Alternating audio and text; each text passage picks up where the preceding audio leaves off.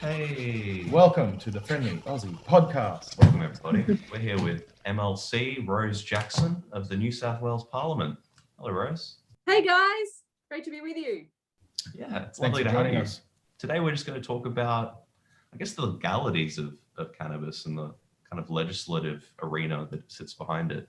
Here in Australia, it's still considered illegal federally and in most states, apart from ACT. And the fight is still ahead of us, I suppose. So Hasn't even really started in my yeah, opinion. yeah. When you look at the major kind of the political consensus, I guess, of both sides of Parliament in most places in Australia is that cannabis should remain illegal. So, Rose, I guess I just wanted to kick off this conversation by asking, what do you think is the best way for us as cannabis advocates to get from A to B, like the situation we're in right now, to a legal market? Yeah, I mean, I would really agree with you guys that most unfortunately, I think in most states in Australia, we're sort of starting from a little bit of a standing start in terms of this right now, which is disappointing. My hopeful comment to follow up that is I think that there are so many incredibly compelling reasons why the law should change. Right. That, you know, I do have confidence that we will get there. I often say that I consider this an inevitable change. And I know that for advocates such as you guys looking at where we're at right now, you know, that might seem optimistic. But I do believe we're going to get there. I'm 100% an optimist after I discovered the medical program. Like the fact that we're actually able to purchase cannabis in the country now, like that was unheard of 4 years ago, really. 4.5, 5. Yeah, that's a great example. That's a great example of how. Whoa. Whoa. Oh, no. Sorry, guys. That's a great Right. example of how things can change quickly and for the better. And I think that there's a number of, you know, other examples, you know, of social rights and civil rights campaigns where we've had, you know, really slow progress for a long time, and then a switch has flipped, something has happened, and we've been able to completely change the conversation. The other obvious one is marriage equality, you know, where we had, you know, homosexual relations being illegal in some parts of Australia right up until the 1980s. Absolutely no progress then on equal rights from that point for decades. And then kind of all of a sudden things turned around. And so I think this fairly and squarely falls into that category. So I, like you, I'm an optimist. In answer to the question of how we get there, well, look, you know, we're going to need to develop a stronger and more robust political strategy. And I think that is something that, you know, community activists who have been doing a lot of amazing work out in the community probably haven't been as thoughtful and aggressive in a way as they could and should be within the political arena. Because I think, as I've said, whether it is the health arguments, whether it's the economic arguments, whether it's the community safety arguments, there are so many ways that we can approach this debate, but that conversation is not happening in our parliaments. And, you know, I mean, that's on legislators such as myself to drive that, but it's also on you guys, community experts, your listeners, the people in your world, to bring that conversation to us. So, you know, I'm keen always to be part of a partnership on that. That's why it's great to talk to you guys, but it is going to be through political change that we get this stuff happening. And there's a lot of good examples in Australia and internationally of how we make that political change. But that's the direction that this needs to go in. See, the problem I've seen is because it is an illegal substance, then as soon as you back it, that stigma that hits, it's like, I remember going to a rally outside the Brisbane Parliament House, like, not Parliament House, but, you know, the government house. And like a few people there were like actually anxious that they could be recorded and then they could be reported to, you know, their workplaces and all of this. Like that shouldn't exist. Yeah. Look, that stigma is real. But again, I'd say an example of some progress is the fact that now many, if not most members of parliament are willing to at least be honest about whether they've used cannabis or other illegal substances. Again, it was not that long ago that you would have just had wall-to-wall blanket denials of illicit drug use.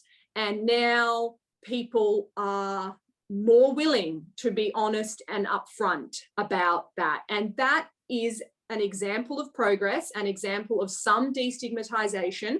Again, I mean, it's still limited. People are still a bit anxious and a bit awkward about it, but I really see that amongst my colleagues in Parliament, people willing, certainly privately, and even to some extent publicly, willing to acknowledge that, like, of course, so many Australians, they've used illicit drugs. So, you know, it's an example of progress.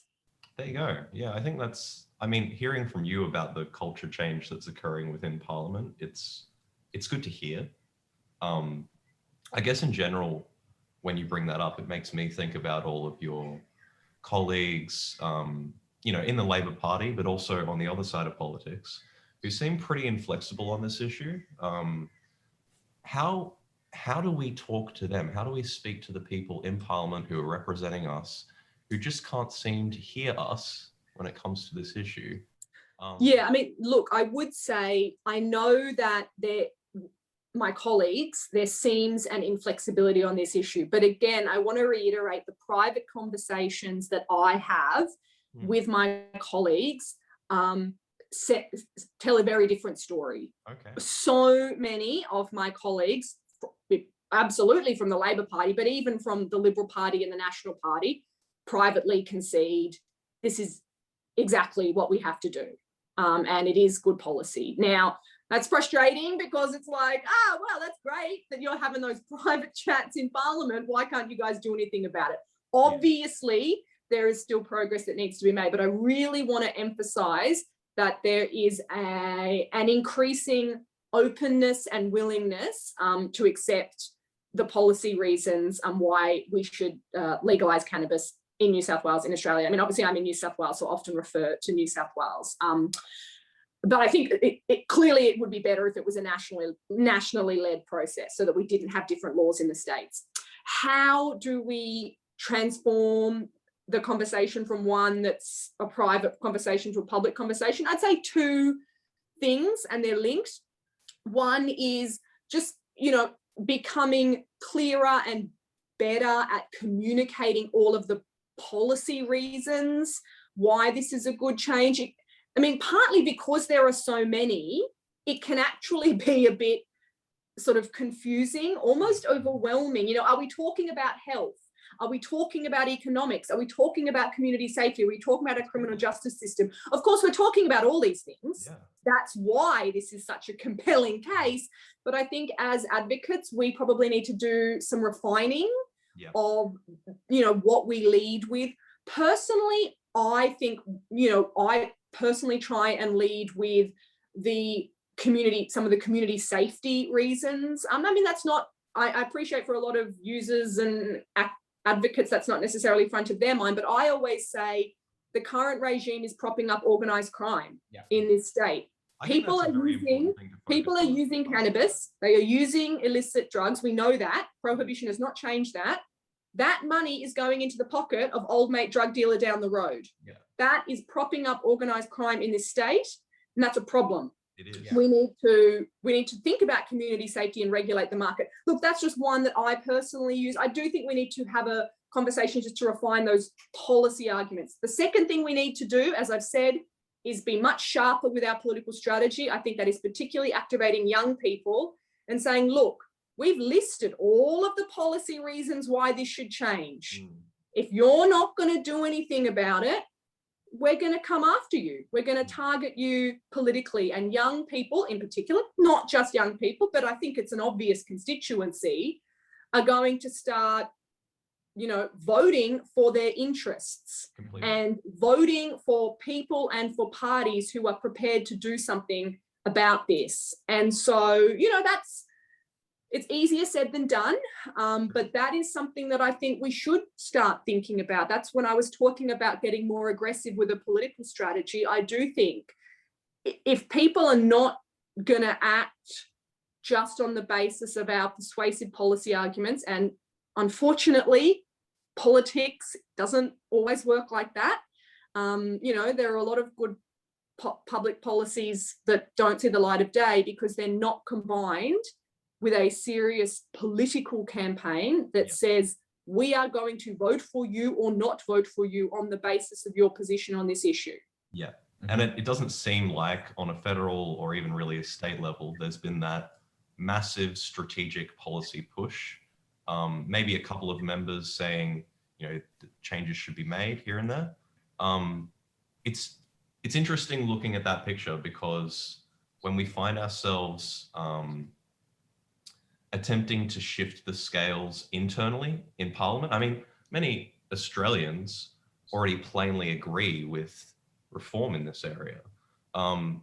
So when it comes down to people in private who are in politics saying to each other, this makes common sense, and then you have the people also saying this is also common sense, why is it that there is still a stigma where your colleagues are hiding and trying to have two different positions at once, when honestly it's something that needs to, I guess, have a little bit more of a pointed focus, in the sense that it does have great political capital that could come out of it. Like if you think about the how it could be used by the Labor Party, for instance, to wedge the Liberals amongst young people. This is just stuff that I think needs more discussion, as you were saying. Yeah, look, I agree with you. I mean, you know, I think it is a massive missed opportunity for the Labor Party right now, and that's obviously something that I'm working on internally. Look, I mean, you know, we discussed destigmatisation already. You know, partly that is linked to the fact that these substances are illegal, and, you know, we're still dealing with the fact that people feel awkward about saying that they've smoked weed or, you know, taken drugs. And, you know, as I said, I think there's some progress on that, but yep, we need to continue to lead a more public conversation where people do feel comfortable about disclosing their own illicit drug use, and that they're okay with that. So, you know, we've all got to put our shoulder to the wheel on that one, I think. But yeah, I mean, as I said, on the second point, I think that one of the missing pieces here is a more organised lobby group, I guess. I don't really know the answer to that, but as an example, another controversial issue that people in Parliament, you know, are a little bit awkward about, but there's massive public support for, is voluntary assisted dying or euthanasia, right? On that issue, there's a lot of public polling saying the public supports that. Members of Parliament have sort of all got their own personal views. It's a touchy subject. It's a controversial subject.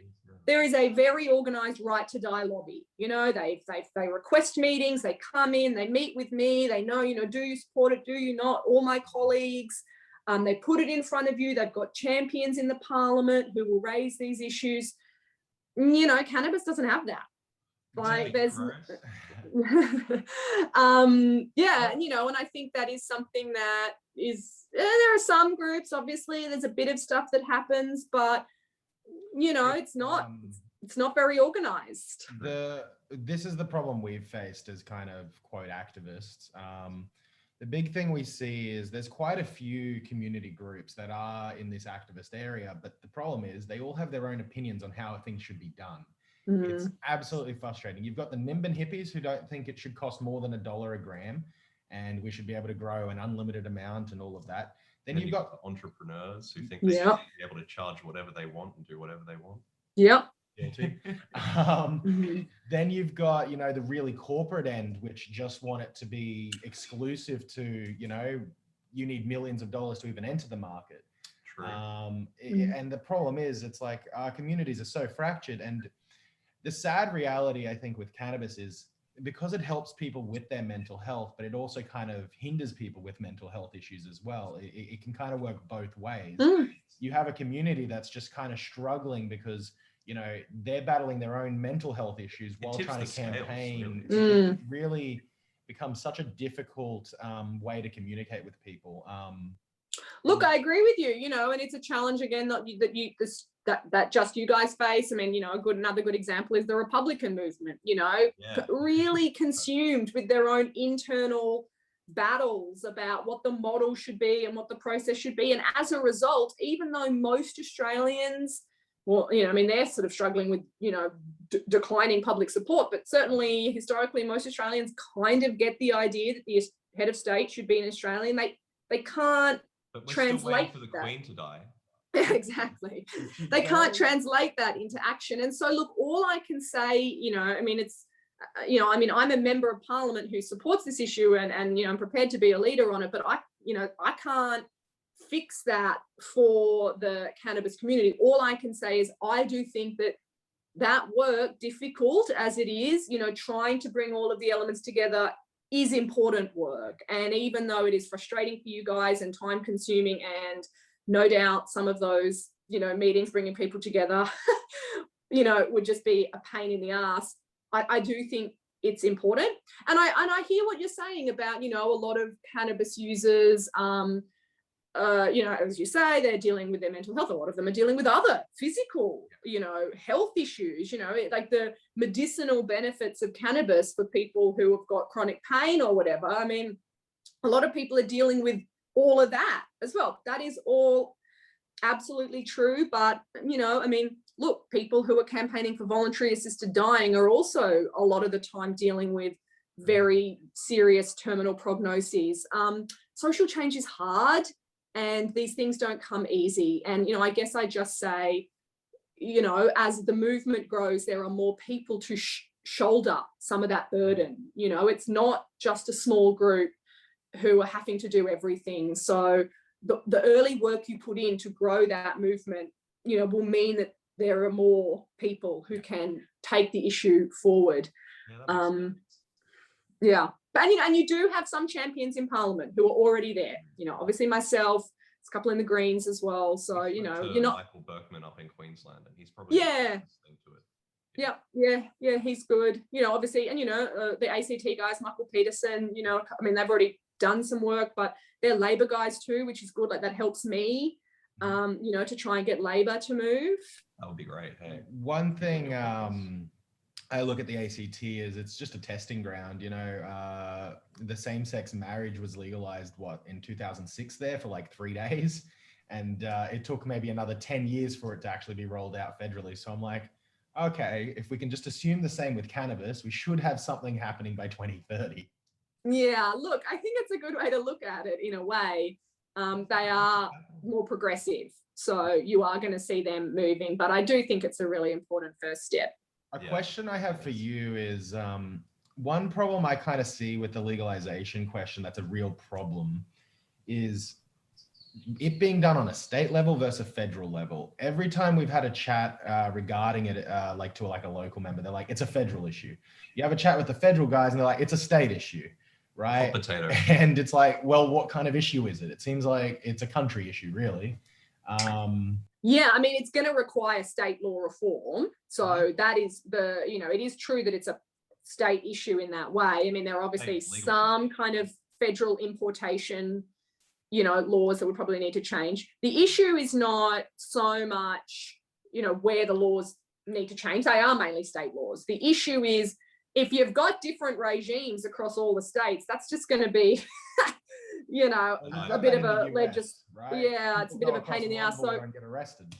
Yeah, that's right. So it's obviously better, as I said earlier, it's obviously better if you can have federal law reform leading the states, you know, bringing the states together so that everyone does the same thing at the same time. Clearly that's preferable, but we don't live in a perfect world. So, you know, I'll say that to people, advocate that to my federal colleagues, whatever, but look, in the absence of that, I'm not giving up on the idea that at least in New South Wales, and, you know, maybe you could get New South Wales and Queensland, maybe you could get New South Wales and Victoria, maybe you could, the states, you know, some of the states could come together and at least start taking some action. I mean, I think, you know, yeah, politicians, local members will often, you know, hot potato controversial issues between themselves. That's why you need that political strategy to say, well, we're actually not that interested in being punted between you guys. And unless someone's going to stand up and take responsibility, then we're kind of going to have to come after all of you. And so you have to make it a, you know, if someone's going to say, oh, that's not my problem, you know, there's going to have to be a movement to say, yeah, it is. Yeah. We're going to make it your problem. In many ways, it's kind of screaming for like a big media type campaign that mobilizes regular people who care about this stuff. Oh yeah, I love it. You know, what I mean? we have to, if we that could kind find of thing needs like to exist here. It's kind of there's a vacuum that exists in terms of public campaigning. Yeah, and look, to be fair, that's sort of a little bit what happened with the medicinal cannabis issue, where some very wealthy and powerful individuals, you know, often because of their own family experiences, you know, particularly we know young children who suffer epilepsy and seizures, we know how beneficial cannabis can be from them. And some of those people were able to use their wealth, to be honest, and clout to elevate this. You know, we had articles in the newspaper. There was a real media push around why are these children not being given access to treatment that can change their lives? I mean, it obviously was a no-brainer. And so in that narrow little way, we were able to make progress, which is good. And that's an example of the sort of broader, you know, work that can be done. How do we work as maybe people who are a little bit diametrically opposed to the ruling power, the government in power right now? If the administration that's currently ruling things is not sympathetic to your cause at all, what do you do in those times to work towards your end goal?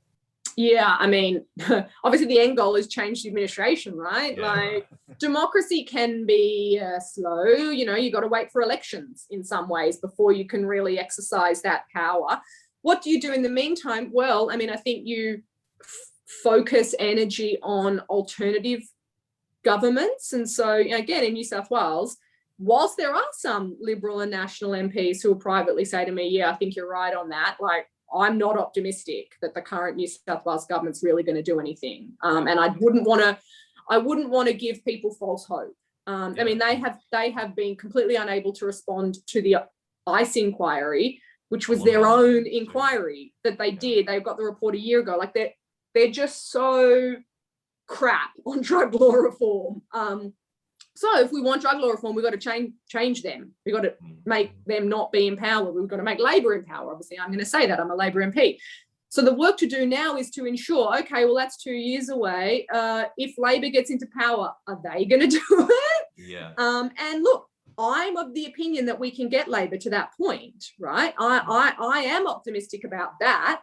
But, you know, that requires some work. That requires some work for people like me internally, persuading people, meeting them, saying this is a priority, this is what young people want, this is what the community wants. And so that, I think, is some work that we can do. Yeah, I know it's frustrating that we can't do it now. You know, Kate Fairman, one of my Greens colleagues, she's introduced a bill to legalise cannabis. Right now, that's great. I mean, that bill has no prospects of passing. And I know that's frustrating for people, but it's a democratic process. And so, you know, like I'm obviously a partisan. I'm obviously of the view that we've got to get Labor in power for a whole range of reasons. This is one of them. And we've got to make sure that when that happens, Labor actually does something. Sure. So maybe the connection between party and rank and file, or party and broader citizenry, is what needs to be developed here, like the linkage between regular cannabis users and advocates, medicinal community, etc., and some of the advocates in Parliament like you and Emma and others who are doing some of the absolutely. Yeah, that's absolutely. I mean, as I said, that lobbying or whatever it's called, that is what we need to do. You know, people need to get organised to come in, get themselves in front of Labor MPs and say, here are the reasons that this needs to change. Here's my story. And, you know, I think, you know, whilst people are feeling a bit frustrated now, I mean, I'd encourage them, like, have they talked to their parents? You know, do their parents understand how this is important to them? Have they talked, you know, to their friends? You know, have they explained to their friends, guys, you know, we actually don't have to keep using cannabis like illegally and in a completely unregulated way. Like, that could change if we were organised. Like, those conversations with, you know, starting with your small circle, that's how we change this stuff, you know. As I said, you know, where you look at, you know, equal rights for the queer community, it was, you know, people coming out to their parents, coming out to their co-workers saying, this is me, this is my life, and I want to marry the person that I love. That was actually the most powerful push there. And so, you know, cannabis users coming out and saying, you know, I'm a cannabis user and it's important to me, and, you know, I enjoy it, and it, you know, for all these reasons, and there's nothing wrong with me, and I don't want to be potentially criminalized, you know, can you come on board with my campaign? Those conversations are really important. Yeah, they are. And, you know, such big conversations that have been left to the side for many years. So yeah, to address them. Yeah. We had our state election here in Queensland last year in October, and I don't know if you heard of the Legalised Cannabis Party. Yeah. I was actually a running member for that, for the, where are we, Maywa area. Not Maywa. No, that's Berkman. What are we? We're Miller. We're Miller. And I managed to get about 3% of the vote, and I came in with 20 days, basically before the election. It was very, I almost got pressured into it. Yeah. And it was a bit of a scientific test because Josip didn't do much campaigning. It was like, how much can the donkey vote? Yeah, I understand. Yeah. And that was really interesting to me, just 3%. And like, that's quite substantial for an independent, obviously, independent-ish. And then some of the other people in the party, about 5 to 6%, a couple hit, and I think a few hit even 8. I think in Bundaberg there was quite a big push. But I think that, to me, if you look at it, if that happens again the next election, you're going to just slowly be taking up votes away from more than likely Labor or the Greens. And I think that, to me, is a lot of pressure on, well, if people are voting for this directly, as a party member that's only got one policy really, I'm hoping that kind of just starts getting some cogs turning. So coming to the next election, I think the lobbying kind of strategy that I've got in mind is really sending those figures to the local member that's sitting already and going, listen, this is what happened last time.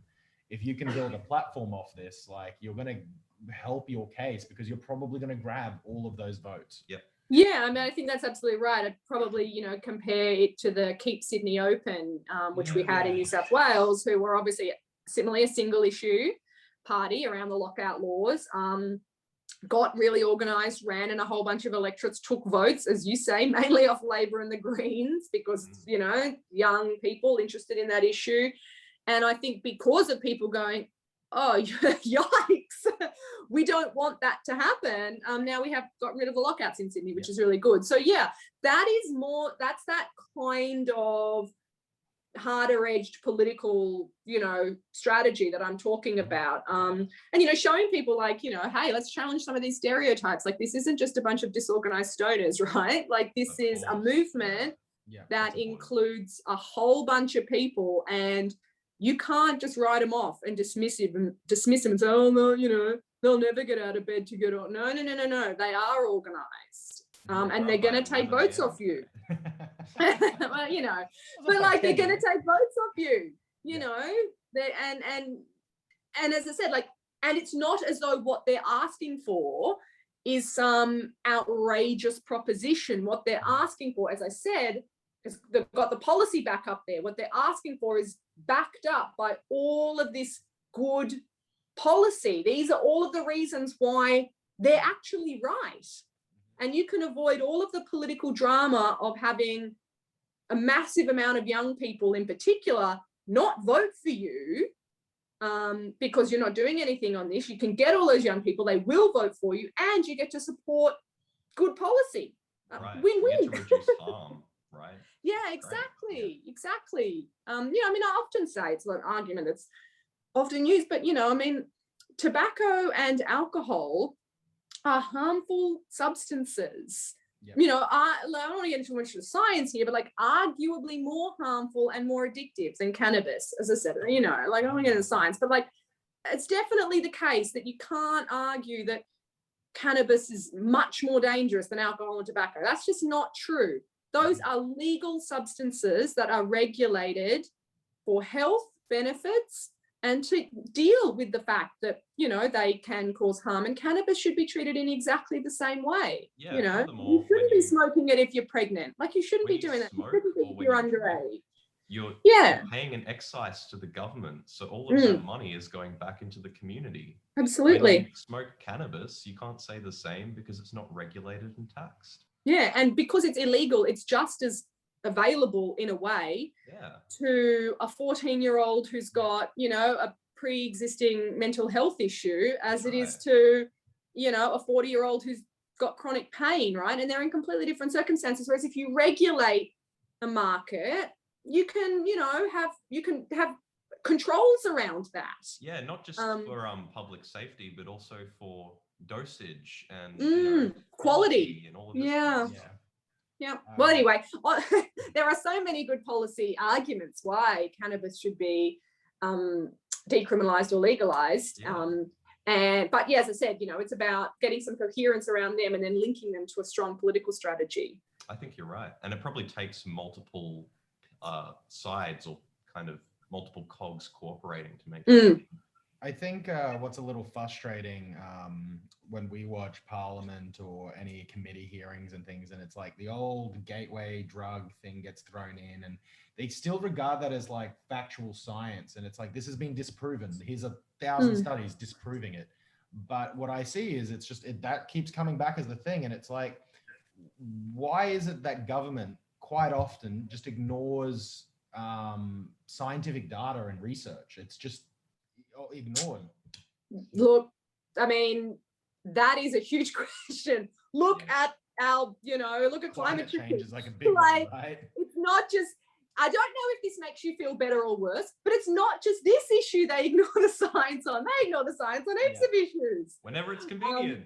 That's right. So don't feel personally targeted. They'll treat everyone like that.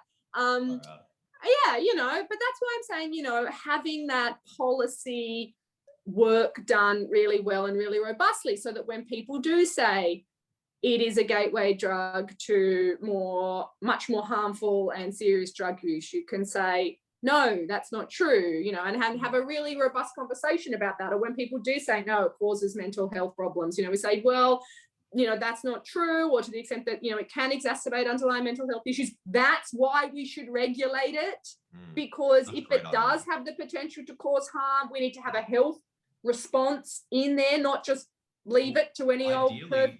We'd have that kind of rollout occur with the legalization of cannabis, like a reform in mental health care as well. Yeah, that's right. I mean, at the moment, it's just people in their own bedrooms, you know, without any support. Whereas, you know, you could have, as you say, a proper health response, so that if people are struggling with problematic drug use, they can get help for that, as opposed to not put their hand up because they obviously don't want to be a criminal. Yeah, I mean, this kind of stuff should just be, you know, part of the national medical system.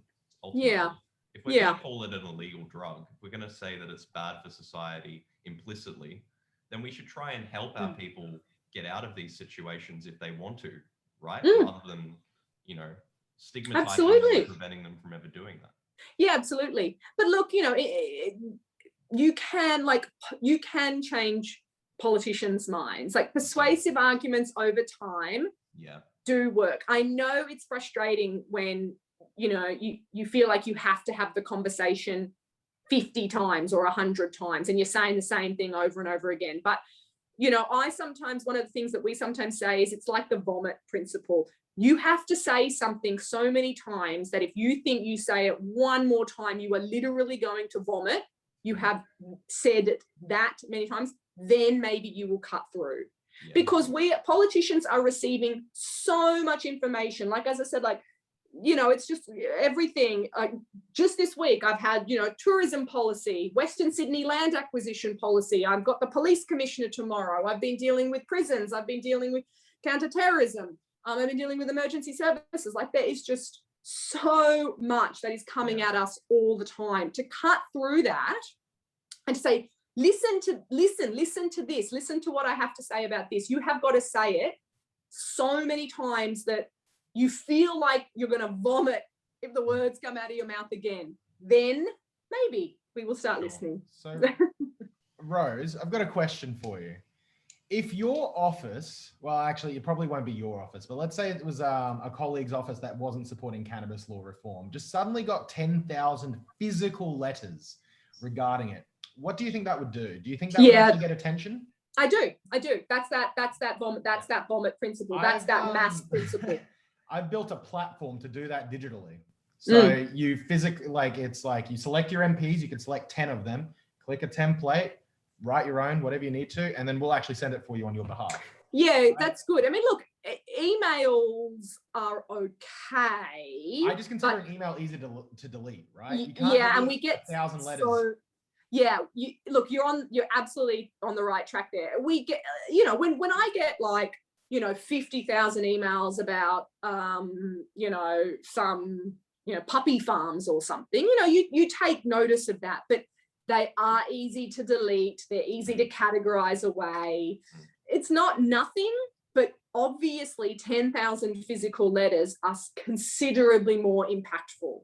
Sure. And 10,000, or even 1,000 phone calls, saying, I live in your electorate. I want to meet you to talk about this issue. Very powerful. And I always say this to people, particularly young people, you can and should call your MP's office. Right. Google your suburb, Google state MP. It will come up who they are. The phone number's there. I know people can be a bit sort of nervous. Maybe they're not. Pick up the phone. Say, hello, my name is Rose Jackson. I live in Rockdale. That's the suburb I live in Sydney. I'm a voter of yours. Can I meet with you to talk about cannabis legalisation? Maybe they'll meet with you. Maybe they won't. But honestly, it's powerful. It's powerful, those letters, those phone calls. So, people have got to feel empowered and confident to do that. What do you think about, because I do think that in a lot of cases, this kind of campaigning where you engage with your MPs or your kind of local representatives on a very kind of intense, scorched earth type way, that can bring about results. But then I have this sneaking suspicion that most of Parliament actually has more of a vested interest when it comes to issues like these, particularly cannabis reform and legalisation. Because I think that as far as it goes, particularly with the Liberal National Party, I am getting a bit dicey here. I think they have extremely close ties to the pharmaceutical industry. I don't think they want to see cannabis legalised. Look, maybe you're right. I don't know a lot about the LNP in Queensland, for example. I have to say that's not so much my experience in New South Wales, but mainly just because there's no real push and pull on this issue at all. Right. I obviously talk pretty publicly about cannabis, decriminalisation and legalisation all the time. I'm not getting any pressure from any lobby to, silence myself. And to be honest, I don't think that pressure or that conversation is happening at all. Why would anyone bother in a way? Because it's not something that's being pushed on the agenda. Maybe if it starts... it's the lack of pressure, the fact that there is no pressure could actually be a function. Because like you said, you have a billion things to operate and do as a politician. If someone's saying, listen about cannabis reform, the only thing you need to do is ignore it. Yeah. But as I said, there are ways of making it very difficult to ignore. There are ways of doing that. And look, maybe, people should be prepared for pushback, when that happens. As I said, these things aren't easy. Back to marriage equality. There was a no campaign. It wasn't, there was not everyone just went, oh yeah, fair enough. It was pushback. We had a vote about it. Yeah, exactly.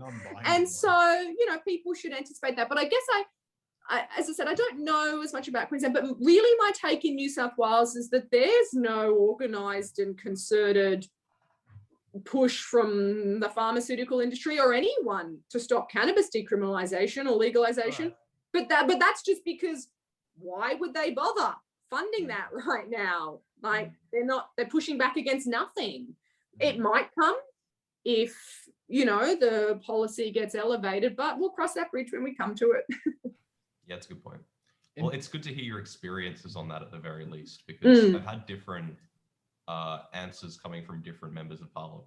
So in the context. Where I kind of wanted to go with was like kind of towards wrapping up a brighter future for Australia, a greener future, right? In your eyes, what kind of model would you like to see in Australia implemented? Is it something like the US, something like Spain, the Netherlands? Are you looking for something more regulated in the sense that the government has an agency that dictates what cannabis is like in Australia? Or is it going to be a little bit more open-ended than that?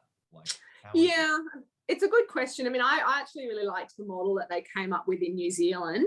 Which I thought it was good too, actually. Unfortunately, was sad, isn't it? unsuccessful. That day, I was in a cannabis farm, a legal farm, and the faces on all of us when we found out it was a no-go, it was just, it was pretty upsetting. Yeah, I know. Anyway, I really liked their model.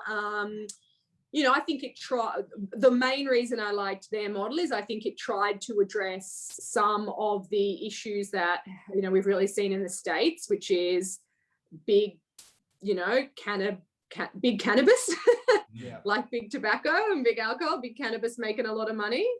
And none of that really dealing with any of the either historical or present day issues about the rest of drug policy. So I think that's a problem, and the New Zealand model tried to address that, which I think was really good. So that's probably, you know, where I'd start. It's of course linked to that earlier conversation about, well, do we have a national, you know, model? Do we have a national push here, or is New South Wales just kind of going it alone? To be honest, if New South Wales is going it alone, which I'm pushing for right now because I'm not waiting. Sure.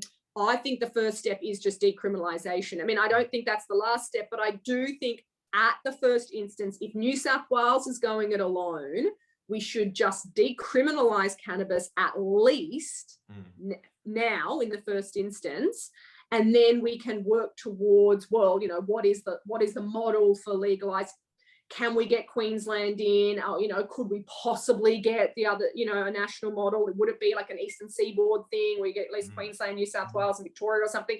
Those things are going to need to be figured out depending a little bit on, you know, where the other states are up to. But when I talk to other potential for if Labor as a party took the cannabis legalisation or decriminalisation and run with it, all of the state premiers could agree. Yeah, that's right. So, you know, all those options are there. As I said, until we get that or something closer to that, then at least I think we should at least stop wasting police resources going after cannabis users, which is just, police don't even want to be doing that. Like, let's be clear, like I talk to police, you know, my brother-in-law's a cop, he works for the Police Association in New South Wales, and he didn't get into the police to, you know, try and bust kids for having a bit of weed. Like, he got into police for the good reason. So police don't want to be doing that stuff anyway. So let's just decriminalize it. And then, as I said, I like the New Zealand model, but it's going to depend a little bit on whether it's national or states or whatever. But, you know, and like, I'm also a big advocate for a broad drug summit in New South Wales. Like, it's not just cannabis legalisation that I care about. Like, I care about the lack of, you know, rehab for, you know, serious drug use, particularly in regional New South Wales. I care about pill testing, you know, for young people. There's a whole range of other drug law reform issues that I care about too. And I think, you know, we could get all of the experts in a drug summit. That's how we got our medically supervised injecting room in Sydney years ago. That came out of a drug summit. So I think we should have another one of those. It's time. And all those questions about the model could be rolled into that as well. Let's get some experts around the table. It'd be great to get like official recommendations, because at least then you can point to them. Yeah, absolutely. See, Queensland did have a QPC report. Yeah. I read that. It was fantastic, wasn't it? It was. Amazing report. But it got completely dismissed. Palaszczuk decided it was a little bit too much for the election. But with that being said, it was a strategic decision that I think maybe the Queensland government at that time wasn't ready for something so radical. Yeah, I read that report and I thought it was fantastic. But I do think you're right. Part of the problem was it went a long way. Yeah. And that's, I guess, why I'm saying, you know, these things take time. if maybe if it had just sort of focused on, look, let's just decriminalise cannabis, it's just, again, even, reflecting on my conversations in Parliament, right? If I'm going around saying, hey, the Queensland Productivity Commission recommended that we, decriminalise all drugs, Yeah, right. a lot of people are going to be like, heroin? That's the next current affair episode. That's right. Now, I mean, as I said, there are some actual good policy debates around that, but like from the political point of view, people aren't interested in that as much as let's just deal with cannabis now, to start, a conversation. And so I think that part of what happened there was that, it was too much. They just thought, whoa. With that being said, though, the stats and the numbers that actually show that Queensland's prison population is skyrocketing, and the only way to really bring it under control is to end non-violent drug offences. I think that's a really clear message. I really like it, Yeah. Look, I mean, I agree. There's lots of reports, that sort of make all these cases. There's lots of reports that get, dusty in bottom drawers in Parliament. Yeah, true. I guess politics is a dynamic game. You have to work with all of these data points while also protecting your neck. Yeah, that's right. Yeah, that's a good way of looking at it. It's not much point supporting all these things if you're not in Parliament, if you get booted out. You have all the opinions in the world, so you have to sort of balance, all of that information and actually staying here and being here. Right. Yeah. What do we have to look forward to coming out of New South Wales? Is there anything positive happening?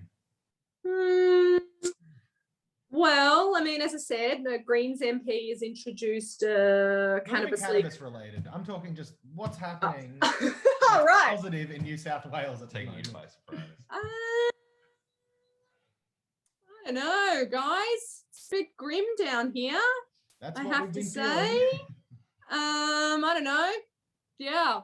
Our state election's not for 2 years. I'm not. I was really shocked by that, to be honest. I was very shocked. I thought it was sooner too. No, the government, the government, to be fair to them, they've made a little bit of noise out of the ICE inquiry that they did here in New South Wales about maybe moving to more of a fines system for drug offences, which would be good, and we could look forward to that. Is it going to happen? Oh, I don't know. Maybe not. There's not a lot to look forward to down here politically, I think, for the next little while, but, that's okay. I play the long game. You certainly are, Rose, and it's nice to see people in Parliament who are, even with their own vested political interests and personal interests. It's always refreshing when someone stands up. So, no worries. Yeah, well, thanks. I really actually enjoyed your little bit with the RUPAUL stuff the other day. Yeah. I got into RUPAUL through my girlfriend, and it's like something I wouldn't have typically expected to enjoy. But then I realized why when a friend of mine told me. It was just like, it's just pro wrestling. It's basically pro wrestling, Yeah, that's right. It's just, there's dancing and there's just behind the scenes sort of stuff. And I'm like, I get it. Yeah, it's just pure entertainment. Yeah, well, I'm glad you liked it. That was a bit of fun. That was good. I don't know. Do we have much else to say? I feel like we can wrap up now. Yeah. We've gone over a lot of topics. Thanks so much. Thanks so much. Really appreciate it. It's not easy. Actually, one quick one. What state do you think would legalize first? Yeah, good question. I think probably Victoria. That's our yeah. Dictator. Long-term Labor government. In a strong position. Society. That's right. Generally progressive constituency down there. So yeah, I would say Victoria probably. They've been out in front on a couple of things.